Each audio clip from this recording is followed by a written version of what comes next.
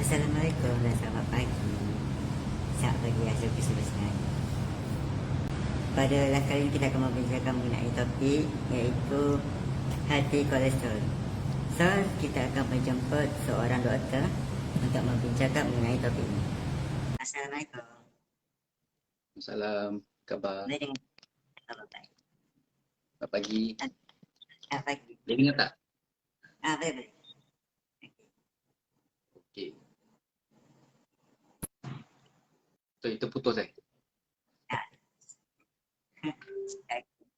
So, sekarang ni topik kita pada kali ini pasal healthy kolesterol. Sebelum tu doktor memperkenalkan diri dulu. Okey. Assalamualaikum, selamat pagi. Nama saya Muhammad Taufik Rashid. Saya seorang doktor umum ataupun GP dan kepakaran ataupun kirakan cenderung pada lebih dari segi anti penuaan dan kesihatan secara am dan serta kesihatan lelaki-lelaki. Saya campur Melayu dengan English lah Baik. Yeah, so basically I'm a GP with focus on men's health, anti-aging and health prevention, disease prevention. Yeah, so I run a clinic in Mill Road. So saya ada klinik dekat klinik private di Mill Road. So dan saya dah jadi doktor selama tahun sekarang dah 15 tahun.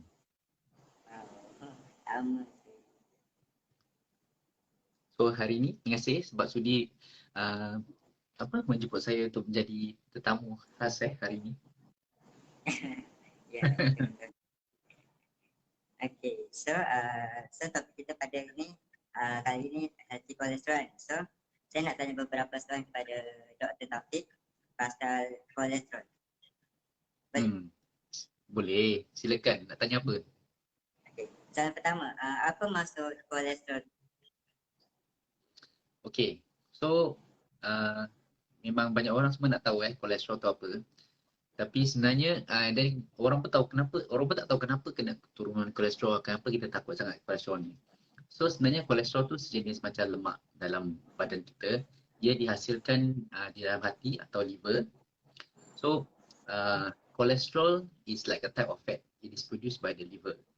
And badan kita perlukan lemak ni, kolesterol ni sebab kalau tak perlu badan kita tak akan hasilkan. So kita perlukan kolesterol ni untuk kirakan untuk laputan bahagian sel membran, hormon, ada hormon yang memerlukan lemak dan vitamin D. So badan kita pun boleh menghasilkan vitamin D. So ini adalah 3 fungsi utama kolesterol dalam badan. Jadi setiap sel perlukan kirakan selaput ataupun membran. Jadi memang perlulah, memang sesuatu yang badan kita amat memerlukan untuk kesihatan. Then kolesterol juga, saya dah buat. So our body needs it a lot. So it is essential for health. But then there are different types of cholesterol. Okay, so kita tengok bahagian kalau kita jumpa doktor, dia punya report dia ada banyak report kan. Sebab kolesterol bukan satu macam je. Dia ada nanti report dia tulis total kolesterol. That means keseluruhan total. Kadang report dia tulis LDL ataupun low density lipoprotein. That is what we call bad cholesterol. So kirakan kolesterol yang tak bagus. And then there's HDL ataupun good cholesterol. Then lagi satu test yang result yang dia keluar, dia akan check ratio. So ratio antara good cholesterol dengan total cholesterol. Jadi antara beza dia, low density lipoprotein ataupun LDL. LDL ni dia kirakan bad cholesterol lah. Kolesterol yang tak bagus. Dia bukannya tak bagus apa, kita tetap perlukan, cuma tak bagus bila terlalu banyak. Okay, so bila terlalu banyak, LDL ni, dia akan mendak. Dia akan berkumpul dalam pembuluh ataupun saluran darah.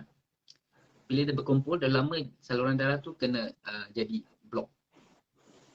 So bila jadi blok lah, tu yang boleh menyebabkan jadi tersumbat, boleh menyebabkan sakit jantung, angin amas, stroke dan sebagainya. Lepas tu kita, doktor memang kalau boleh nak kurangkan kolesterol yang jahat ni ataupun bad cholesterol LDL. Tapi HDL pula is good cholesterol. So HDL dia membantu keluarkan kolesterol yang jahat ni daripada pembuluh darah, daripada saluran darah. Jadi dia mengelakkan daripada saluran darah tu tertutup ataupun tersumbat. Jadi kita perlukan lebih good cholesterol untuk selamatkan daripada bad cholesterol. So it's a balance lah.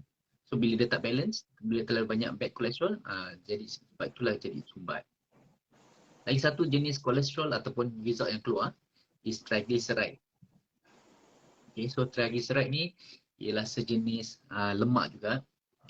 Dia tak ada kaitan dengan apa, tapi dia akan jadi terlalu tinggi kalau kita makan terlalu banyak lemak ataupun minyak. Itu pun tak bagus, dia boleh menyebabkan sumbat juga.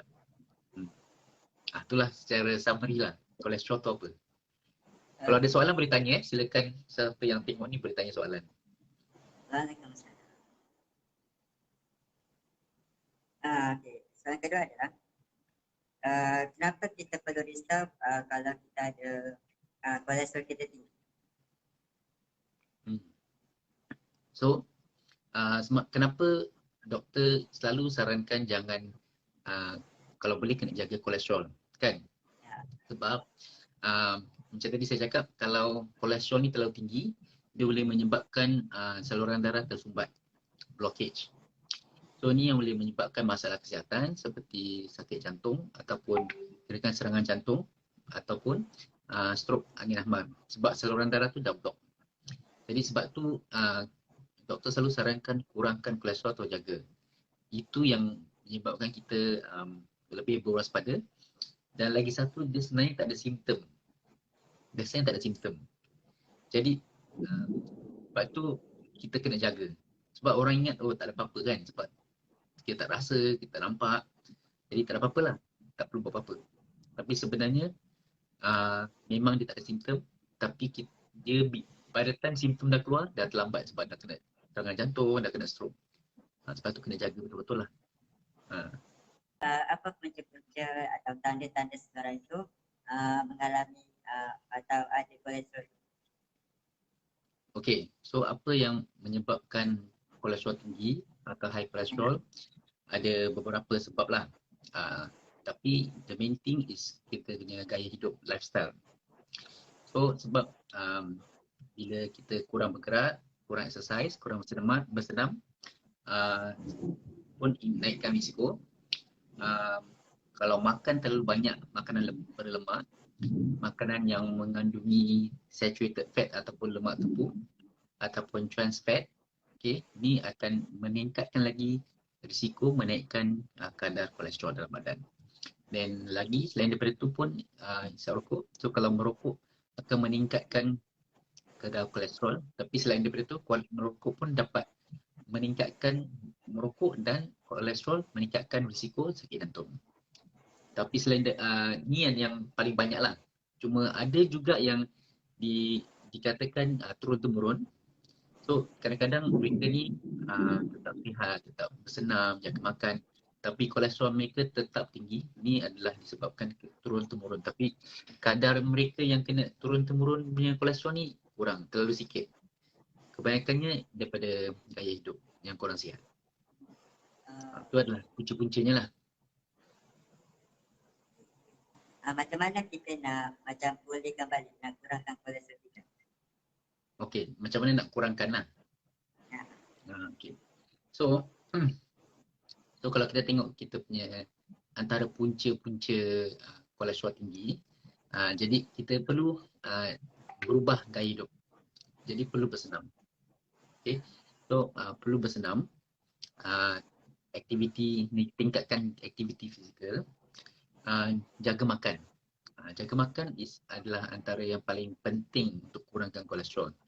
Kurangkan makanan yang berlemak, kurangkan makanan yang tinggi dari segi lemak lemak tepu, saturated fats dengan trans fat, ataupun fast food, banyak-banyak makanan yang proses.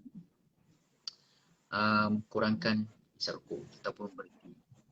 Jadi itu yang nasihat lah yang kita sarankan kalau nak kurangkan kolesterol, tapi kalau terlalu tinggi, kalau betul-betul terlalu tinggi, then terpaksa start makan ubat. So disarankan makan ubat untuk kurangkan kolesterol. Okay. Tapi selain daripada itu ada juga suplemen yang boleh membantu.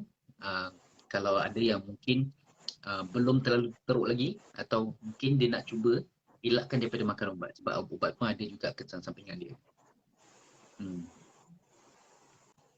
Selain daripada kita menjaga pemakanan, menjaga lifestyle hidup kan. So apa lagi selain daripada itu, apa lagi macam makanan tambahan ada tak? Macam suplemen ke atau apa-apa produk yang boleh membantu kita untuk mengurangkan kolesterol? Ada apa-apa makanan? Selain daripada aktiviti Okay. macam gaya hidup. Okay. So actually kalau dari segi makanan tak adalah, tapi tadi saya sebutkan suplemen. So antara suplemen yang disarankan ataupun terbukti berkesan adalah kolestin lah. So ni saya ada contoh ni kolestin ni. Okay. So boleh nampak kolestin. Dia dibuat daripada red yeast rice. Tapi kalau kita pergi ke farmasi, memang ada banyak suplemen yang mengandungi red yeast rice yang serupa. Tapi ini je lah yang suplemen ini lah yang telah terbukti dari segi sains dan telah banyak kajian yang menunjukkan suplemen ni bukan sahaja berkesan tapi juga dia selamat untuk kirakan dari segi kurang daripada segi kesan sampingan. Selain daripada ni, yang ni kolestin ni khusus untuk kurangkan LDL. Kolestin ni khusus untuk kurangkan LDL ataupun kolesterol yang jahat. So dia tak merubah apa-apa kolesterol yang lain, dia cuma menurunkan kolesterol yang jahat LDL. So ni terbukti dan kajian menunjukkan boleh menurunkan dalam masa 8 minggu. 8 minggu saja. Kalau ambil 2 biji 2 kali sehari, boleh menurunkan dalam 8 minggu. Dan itu untuk LDL. Tapi kalau nak tingkatkan kolesterol yang baik, sebab ingatkan kita yang jahat kita kena kurangkan, tapi yang baik kita kena naikkan, sebab jadi yang baik tu boleh buang yang jahat. Jadi bahagian saluran darah tu tak tersumbat. So yang tu saya sarankan marine omega. So marine omega ni adalah minyak ikan, omega 3. Tapi serupa juga dia dia tak macam omega 3 yang lain. Jadi ini juga yang terbukti berkesan dan selamat untuk diambil untuk tingkatkan HDL dan kurangkan triglyceride yang tadi saya sebut tadi, pasal triglyceride yang lemak dalam darah tu. So ni adalah yang boleh membantulah. Sebab saya pun nampak juga kalau suruh orang tu jaga makan, exercise, nanti jumpa 3 bulan lagi tetap tak turun. Sebab mungkin kurang berkesan ataupun kadang-kadang tu dia degil sikit nak turun. Especially lepas dah bertahun-tahun kan kolesterol dalam badan, kalau lepas 3 bulan 6 bulan pun tak turun-turun. Jadi kita kadang-kadang perlukan bantuan lah. Dan ni yang sesuai sebab dia kurang daripada kesan sampingan. Tapi berkesan. So yang apa tu yang produk kolestin tu, yang kolestin tu, siapa yang boleh makan, macam contohnya ada penyakit jantung ke, atau dia ada penyakit medical condition, atau macam dia ada ketemukan ke, tu semua boleh makan. Itu semua boleh. Sorry, tak dengar sangat. Apa? Siapa yang boleh pakai? Ya, siapa yang boleh pakai. Okay, siapa yang sesuai untuk gunakan kolestin ni? So Ya. kolestin ni sesuai untuk siapa yang nak mengawal kolesterol dalam darah.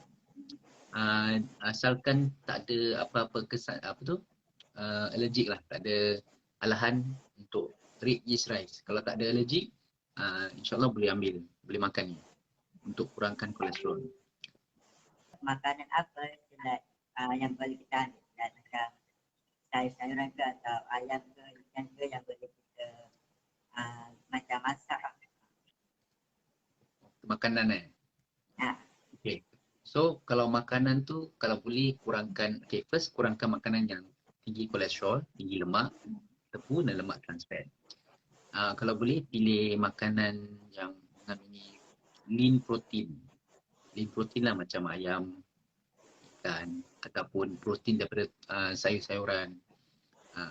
So tu yang bagus sebab dia kurang daripada lemak. Lepas tu kalau boleh makan makanan yang serat, high fiber food seperti buah-buahan, sayur-sayuran, whole grains. Kalau pilih makanan tu cuba yang cara masakan dia lagi sihat lah. Bake, broil, steam, kukus, bakar, roasted dan sebagainya. Tapi jangan pilih yang goreng-goreng. Jangan pilih yang digoreng. Kita semua suka ayam goreng kan? Kita semua suka pisang goreng. Kita semua suka goreng-goreng lah. Tapi yang makanan yang goreng tu yang boleh menaikkan kolesterol. Dan avoid ataupun elakkan daripada makan fast food, makanan segera. Fast food sama ada di kedai ataupun fast food yang kita masak sendiri kat rumah. So ni semua elakkan.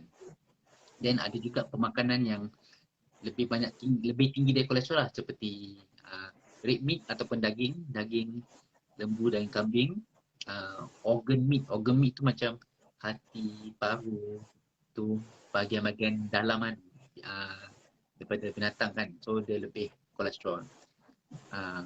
Dan processed food yang mengandungi minyak palm oil ataupun kelapa sawit, then deep fried food macam potato chip, ayam goreng, semua yang sedap-sedap kan. So avoid lah. Then dari segi pemakanan macam tadi lah, kalau tadi kan saya sarankan omega 3. So kalau ada makanan yang mengandungi omega 3 secara semula-jadi lah, seperti salmon, ikan yang salmon, tuna dan sebagainya. Dan ada juga yang kacang yang mengandungi omega 3 seperti walnut, almond, avocado pun ada omega 3 sikit. Boleh ke makan kolesterol ni sambil makan ubat doktor? Okey. So kita kena tengok. Kalau memang selama ni makan ubat doktor, okey, saya sarankan jangan berhenti dulu. Ambil sama-sama. Tapi kalau then bila dah turun, baru boleh berhentikan lah. Tapi itu pun kena tengok kadar kolesterol. Once kolesterol dah okey, mungkin boleh berhentikan ubat tu dan sambung suplemen ni. Dan tengok sama ada masih maintain ke tak. Lagi satu, kalau belum start ubat doktor dan belum terlalu tinggi kolesterol dia, maybe boleh start dulu kolesterol ni selama 3 bulan. Check, kalau dia dah turun, okey, alhamdulillah tak perlu makan ubat. Macam contoh ada orang ni dia tak ada makan Maggi, makan makanan yang macam tabasya, seperti Maggi, seperti fast food tarian. So apakah kesan-kesan daripada makanan tersebut dan apakah kesan pada diri kita? Oh, soalannya kesan-kesan daripada kalau makan makanan yang kurang berkhasiat, makanan segera. Macam Maggi. Macam Maggi ya. Okay. Jadi first dia punya Maggi tu dia kurang zat. Lepas tu, jadi kita kalau kita makan Maggi je, kita kekurangan zat lah dalam badan kita. Zat, kurang protein, tak ada serat, okay, dan sebagainya. Dia pun ada mengandungi banyak tambahan-tambahan macam daripada serbuk dia. Mungkin banyak tambahan-tambahan yang tidak bagus untuk kesihatan. Jadi mungkin boleh menyebabkan darah tinggi, kolesterol, kecil manis, dan sebagainya. Dan kirakan mungkin bila kurang zat pun ada banyak kesan lah. Dari situlah. Jadi tak sesuai untuk selalu makan Maggi sebab dia memang kurang zat. Itu satu contoh lah. Sebab biasanya bila diproses, dia proses untuk sedap, untuk rasa sedap je tapi kurang zat dia. Yang kalau makan Maggi sekali tu boleh menyebabkan kanser. Maggi? Makan Maggi setiap hari? Kan ada orang kata kalau makan setiap hari Maggi, dia akan macam dapat kanser kan. Oh, yang tu saya tak tahu pula sama ada kajian ke tak lah. Tapi kalau setiap hari makan Maggi, kita kurang zat, kita tak cukup serat, kita tak ada cukup protein, then kemungkinan ni mungkin lebih tinggi lah daripada orang yang setiap hari makan makanan sihat. Cuma dari segi kajian saya tak tahulah ada ke tak, kena check. Ada tak kajian yang menunjukkan makan Maggi jadi kanser. So far saya tak tahulah ada tu tak. Cuma tak berapa sihat lah. Jadi kalau kita badan kita tak sihat, mungkin risiko kanser pun akan lebih daripada orang yang tak makan Maggi. Contoh je lah. Oh, and another important point. Of course, kalau nak kurangkan kolesterol, another important point that yang amat membantu is kurangkan berat badan. Sebab bila kurangkan lemak dalam badan, kurangkan berat badan, insyaAllah terus dia akan turun kolesterol tu.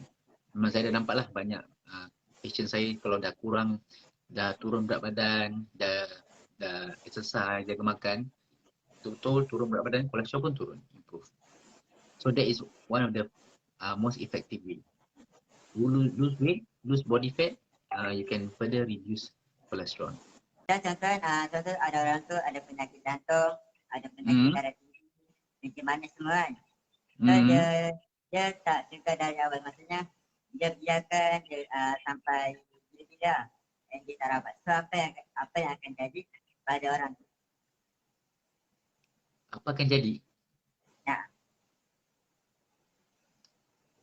Okay. So kalau cakap pasal kolesterol, darah tinggi, kecil manis, risiko dia tinggilah untuk kena serangan jantung, sakit jantung ataupun stroke. So risiko dia tinggi. Jadi kalau tak check, kita disarankan untuk check lah sebab kita tak tahu kita ada sakit ke tak. So disarankan check, periksa, and lepas tu kawal. Sebab kalau kita tak check, kita tak tahu. By the time kita dah tahu, be too late sebab dah ada kesan dia. Dah ada sakit dia. Macam contoh orang tu ada macam dia dah rawat dengan doktor semua. And dia setiap minggu ke atau setiap bulan dia penyakit kencing manis kan. Dia buat insulin. So tu macam mana? Situasi. Macam mana apa? Tak macam mana? Kan dia dah rawat dia setiap minggu setiap bulan dia pergi jumpa doktor buat insulin kan. So orang tu boleh macam cegah tak penyakit tu bila dia makan supplement. Oh, okay. So soalan dia, kalau orang tu dah tahap pakai insulin, boleh tak kurangkan ataupun baikkan balik sakit dia? Oh, okay. Kalau dah tahap insulin tu biasanya gula dia terlalu tinggi lah. Sebab tu perlukan insulin.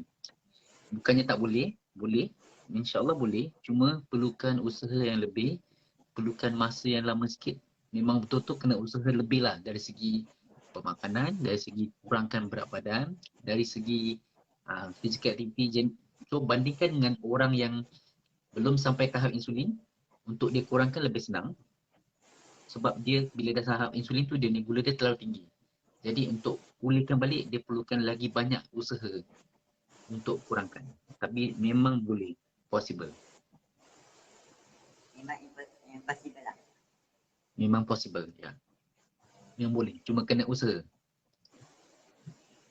Macam contoh orang tu ada macam stroke macam dia duduk kat kursi roda je tapi dia tak boleh jalan. So tu macam mana? Kalau dia dah kena stroke. Okay.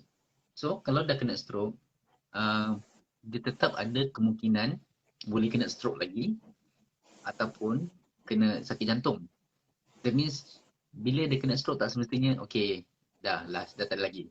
Sebab badan kita masih ada lagi banyak saluran darah lain. Kalau satu dah block, ada kemungkinan yang lain pun boleh kena sumbat juga. Jadi dia, so kirakan macam tadi contohnya, tahap dia makin teruk dan makin teruk, tapi tetap boleh pulihkan balik. Usaha dia kena lebih lah. Dari segi pemakanan, dari segi suplemen, dari segi exercise dan sebagainya lah.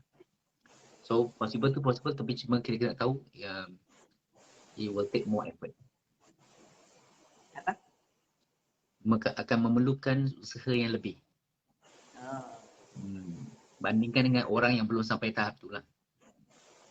Kalau dia ada penyakit jantung berlubang, so macam mana? Jantung berdebar, Lubang-lubang. oh lubang. Tu lain lah. Ya, Dia tak sama macam jantung, macam serangan jantung. yang tu lain. Sebab biasanya lubang tu daripada lahir. Ha? Yang sakit lubang berjantung tu daripada lahir. Dia tak akan berlubang kemudian. Biasanya dari lahir. Biasanya. Dan dia perlukan operation.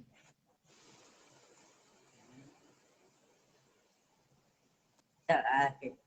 Sebelum kita mengakhiri live kita kali ini, Okay, boleh so tak? kalau ada nak ada soalan boleh tanya kemudian lah.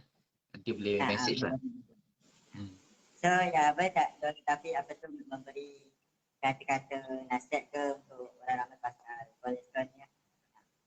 Okay, so nasihat dia is of course satu, kalau boleh cuba kalau lebih daripada 30 tahun digalakkan cek darah, kolesterol. Then lepas tu amalkan gaya hidup sihat, kurangkan makanan yang berlemak, kurangkan ataupun berhenti merokok, dan kalau perlu boleh tambah dengan suplemen lah yang memerlukan, sebab kadang-kadang kita perlukan usaha yang lebih, kadang-kadang apa yang kita buat tetap belum cukup, so suplemen ni dapat membantu lebih lagi untuk kebanyakan orang kita lah yang memerlukan.